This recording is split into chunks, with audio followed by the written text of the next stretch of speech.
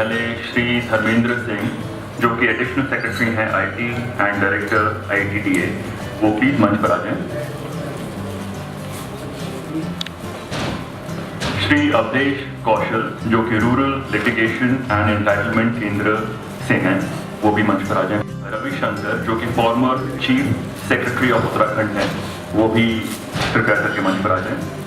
मैं रिक्वेस्ट करूंगा हमारे डिजिटल एम्पावरमेंट फाउंडेशन के डेप्यूटी डायरेक्टर श्री सैयद काजी जी से कृपया मंच पर आकर हमारे मेहमानों का स्वागत करें।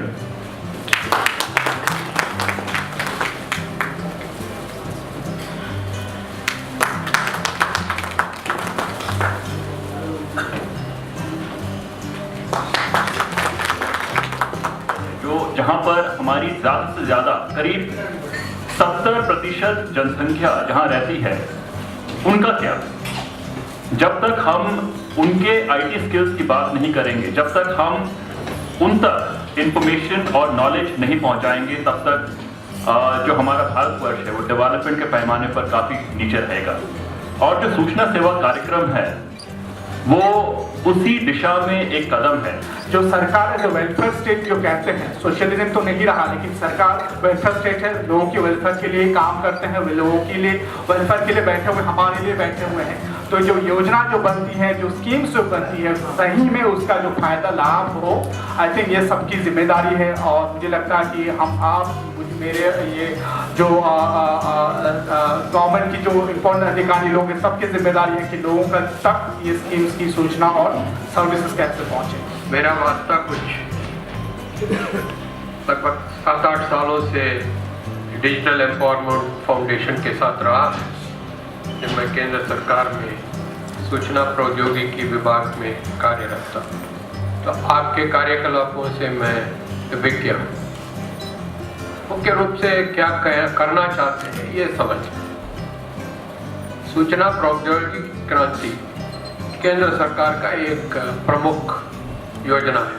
आजकल उसे हम लोग डिजिटल इंडिया के नाम से जानते हैं। अच्छी योजना भी जो मेरे जैसे जैसे लंबे लोग हैं उन्हें तो पता चल जाता है, और जो छोटे हैं वो बेचारे उन्हें पता ही नहीं चलता।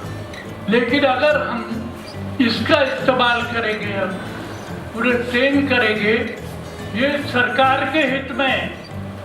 मैं आपको बता रहा हूँ कि ये लोग ज़्यादा से ज़्यादा ट्रेन हों, उससे बड़ा फायदा होता है।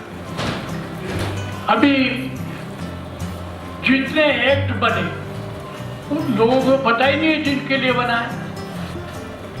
आप लोगों को ये जानकर बहुत खुशी होगी कि माननीय मुख्यमंत्री जी के मार्गदर्शन में उत्तराखंड निरंतर डिजिटल उत्तराखंड की ओर बढ़ रहा है। उत्तराखंड में लगभग अभी हमारे दोनों पूर्व वक्ताओं ने आपको बताया कि इंफॉर्मेशन टेक्नोलॉजी के बारे में उत्तराखंड क्या है, उसकी स्थिति को मैं भी यहाँ पर आपके सामने स्पष्ट करना चाहता हूँ।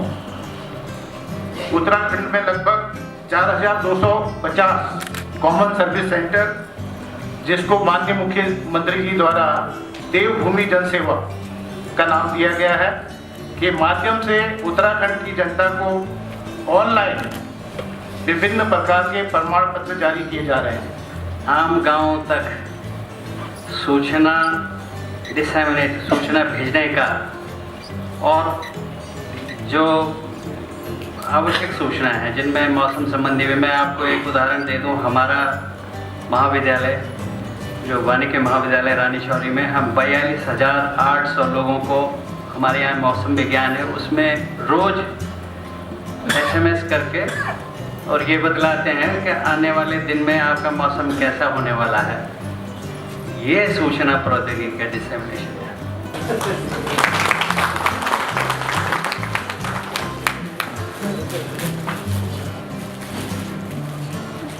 रेवेन्यू कोड के जितने मुकदमे हैं उसको डिजिटलाइजेशन की कार्रवाई के लिए हमने संबंधित जिलाधिकारियों को निर्देशित किया है। उनको हम पैसा भी दे रहे हैं, हमारा विभाग उसके लिए पैसा भी देता है वो डिजिटलाइजेशन करने। तो परिवार रजिस्टर की कॉपी की नकल प्लस रेवेन्यू कोड का data digitization plus employment exchange का डेटा डिजिटाइजेशन, इसकी कार्रवाई हमारी स्टार्ट हो गई है। केवल अभी पौड़ी जिले का परिवार रजिस्टर डिजिटाइज है, मैं आपको सूचित कर रहा हूँ, क्योंकि पौड़ी हमारा पायलट जिला है। पायलट 2008 में शुरू हुआ, 12 से और तेजी पकड़ी और फाइनली 2015 मार्च तक भी खत्म नहीं हो पाया था। लेकिन मैंने किसी तरह से ये कहा कि भाई जब तक मैं स्टेट वाइड नहीं करूँगा इसने कभी खत्म नहीं होना। तो ये मैंने डिसीजन लिया अपनी रिस्क पे और आज की तारीख में हम सक्सेस थे।